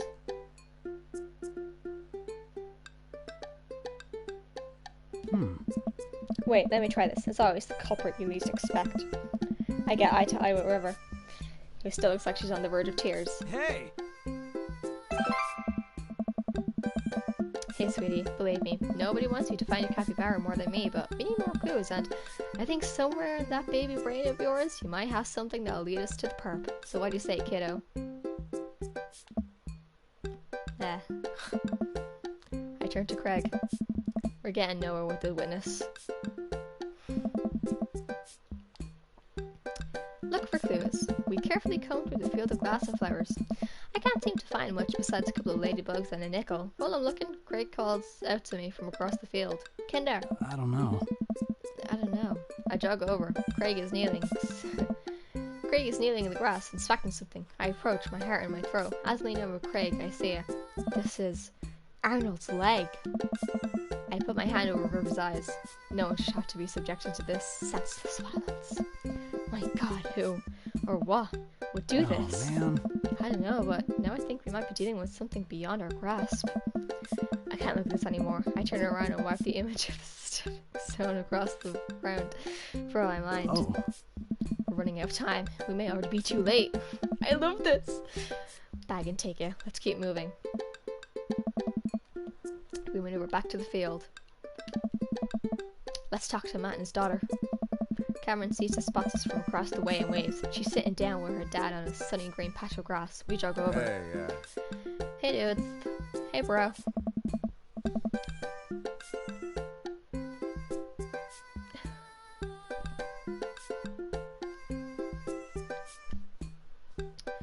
We just sat down for a picnic. Want some snacks? Oh.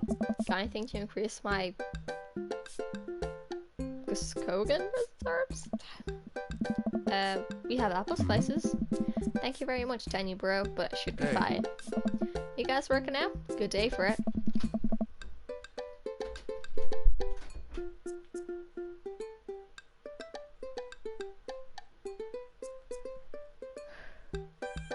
Yep, on the picture of health and athleticism. Oh. Good transition, Kinder.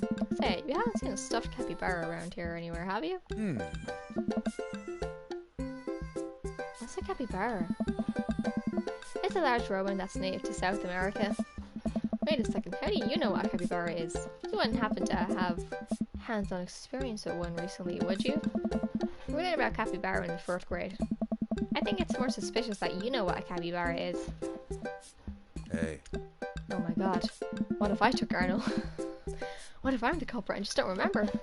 I quickly check my body for any Polaroids I might have kept on my person to remind me of who to trust and who not to trust. I saw Memento once, and I'm pretty sure that's how it works. Nothing. But if that's what I want myself to think. No, Kinder, don't let them win. I shake off the thought. I saw a couple of squirrels over there by that tree, though.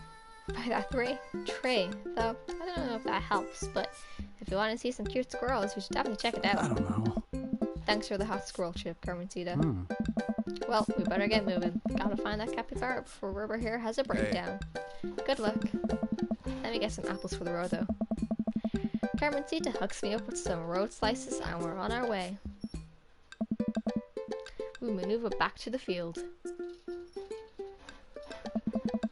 Where do the suspects say the squirrels would be again? Oh. Ah. There they are. Carmencita was telling the truth. These are some wild squirrels. River seems happy. This may have bought us some extra time. Let's do it to another part of the park. Where to now, bro?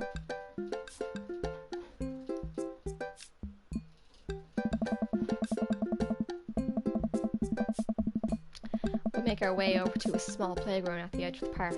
A couple of kids play on the jungle gym, while parents watch the nearby benches. Over one of the benches, I spot a familiar face. nice playground. Might as well get a couple swings in. What about Arnold? Maybe having a little swing might calm her down. Might buy us some more time. You're right. She's about to go nuclear. This might prepare her for the possibility of us not being able to find Arnold. Life is cruel and tough, but at least we'll always have swings. Craig straps River into the baby swing and gives her a gentle push. She giggles. I take a seat on the swing next to her and immediately realize that I'm stuck. River seems to love that. Craig eventually has me into the swing and we decide to get back to the investigation.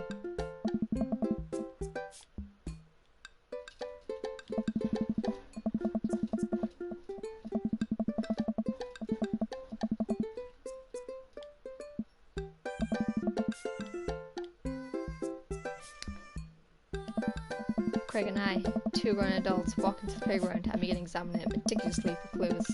There's no forensic evidence here. No stray capybaras here, at least. After searching fruitlessly for some time, we look up. All of the parents are staring at us. We smile and wave as we awkwardly slink away.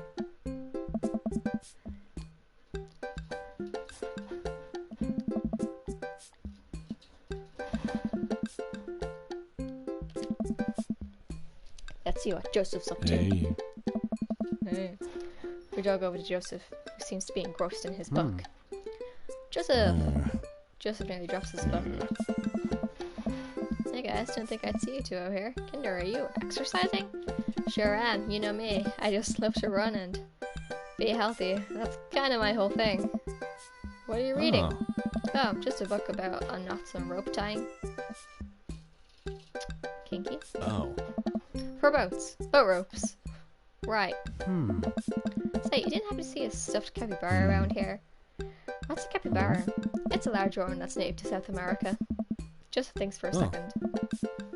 Haven't seen one around. I'll tell the kids to keep an eye out. Your kids are here? Joseph looks around. More McDonald! More McDonald? They were here a second ago. Must have gone exploring around the park. Do you know where they could have run off to? They're kids. They get into mischief sometimes, but they always come back.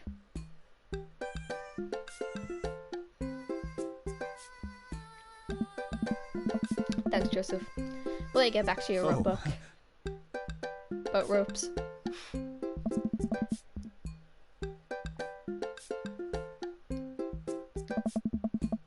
I've deduced where we should go next.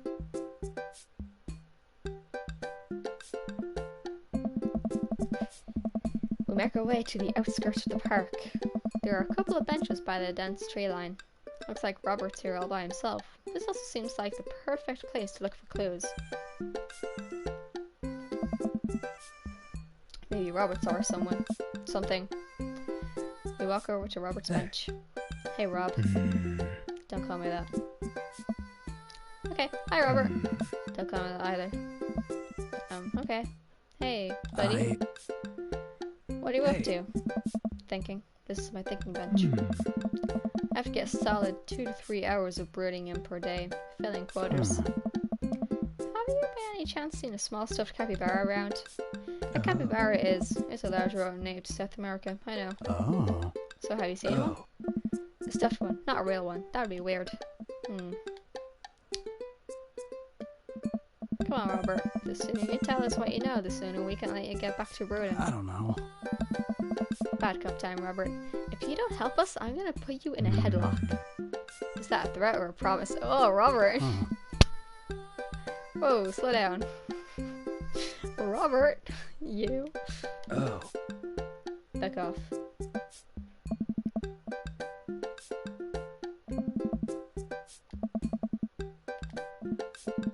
Oh Christ, what now? Robert, I'm gonna keep being vaguely threatening until you tell us something useful.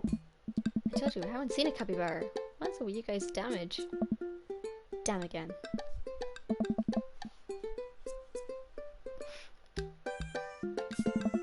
Craig and I searched through the outskirts of the woods, hoping to find anything that might lead us to Arnold. There are a couple of cigarettes and empty beer cans scattered around the thicket. This is probably the hot spot for edgy teens to hang out at night and say swears and stuff, but it doesn't look like there was any recent activity that might be capybara related. This might be a dead end, partner bro. We return to the woods.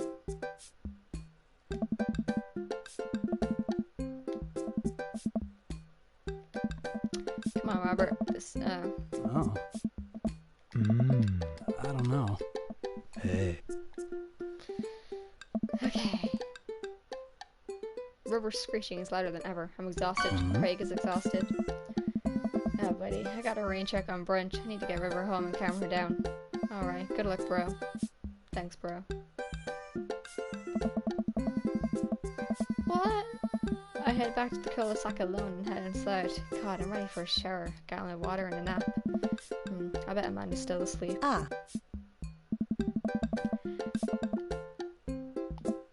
Morning. Afternoon, actually. Right. How was brunch? Well, we had a good time with the run part, but we didn't make it to the rest of the portmanteau. Huh? To brunch. We didn't make it to brunch. Somehow we lost River's toy capybara on our run.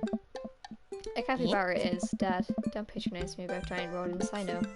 Sorry. Anyway, we looked everywhere for the damn thing, but Craig had to get River home before she went berserk. So the run went well, though? I was a lot worried about your endurance. Yeah, it was rough at first, but ended up being a piece of cake. I actually felt pretty great. My legs give out. I found myself on the floor of the hallway. I'm just gonna hang out here for a while. You take your time getting up.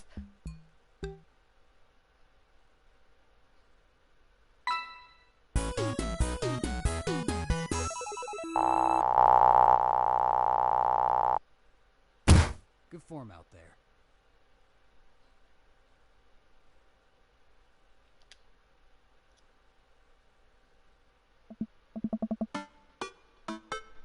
It has been a long day, and it's also been a long stream. Thanks for anyone who joined. I'll continue this tomorrow. Yeah, but yep. I'm really sad we didn't find a capybara. Poor Arnold. I didn't know I had a limited amount of tries. Anyway, thanks for anyone who joined again, and yeah, peace out.